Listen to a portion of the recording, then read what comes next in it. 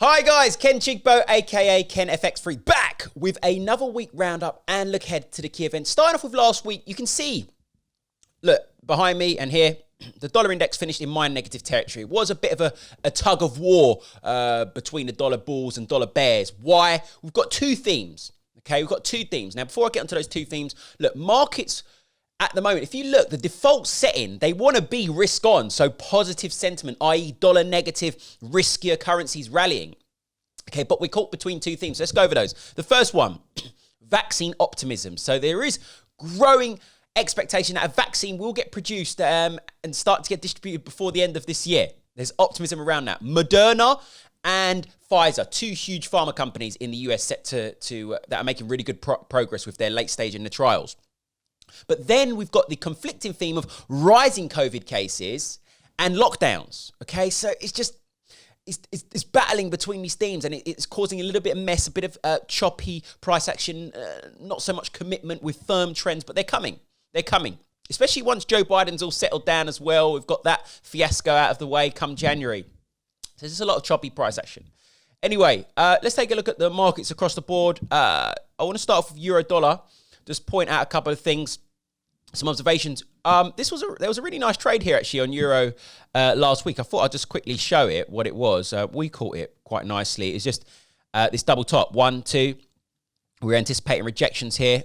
There was 2 TPs on this.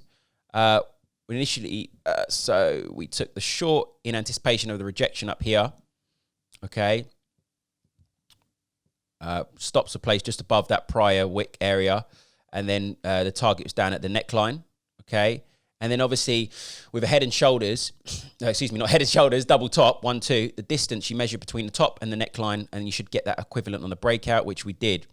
And we took profits just in this region, this zone here, just looking left where we found, where we've seen resistance before around that 118.15 area, okay? So that was a nice trade. Anyway, what we're looking at for now, euro dollar, I think there's a bit of an inverse head and shoulders here. Here's the left shoulder. Here's the head. Okay, now we're going to form potentially that right shoulder. We've got this bull flag structure. Definitely worth keeping an eye on. There's a lot of supply in the 119 region. Keep an eye on Monday, okay, guys? We've got manufacturing PMIs. By the time you watch this, they'll probably be out. So keep an eye on that. Although the full damages of COVID probably won't be seen yet in terms of the new lockdowns. GBP last week being carried by optimism that a Brexit deal can finally get done and end this 4-year fiasco, this saga, right? GBP, you can see, want to continue to the upside. Last week, I believe, let's just see how we finished on the weekly. Let's have a look on the weekly. Nice bullish closure there. Nice bullish. And that's markets just anticipating a deal's going to get done. Break out of a flag here, got a pennant there. I've got the price within this ascending channel structure, okay, guys? So I think upside could be, let's see how upside deals with the upper part of that around sort of the mid 133 region. GJ making significant breakout here. Look, falling wedge structure makes way for further upside pressure. Okay, riskier currencies, AUD, NZD, we're just a bit consolidating at the moment. You could probably mark this up here as a flag there. Looking set for some further upside pressure for AUD. Look, nice little flag structure. The dips just continue to be bought. Same with NZD. Dips in the currency just continue to be bought. And we've probably got, I believe, a pennant structure here. Somewhat of a flag.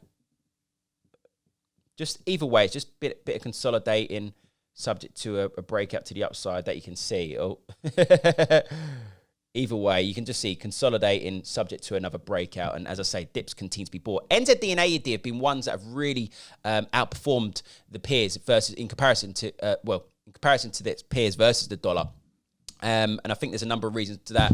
Similarly, following stocks, the stock breakout, the Biden win, it's great for Australia and New Zealand because it's good for China. Remember, China's their biggest two-way trading partner.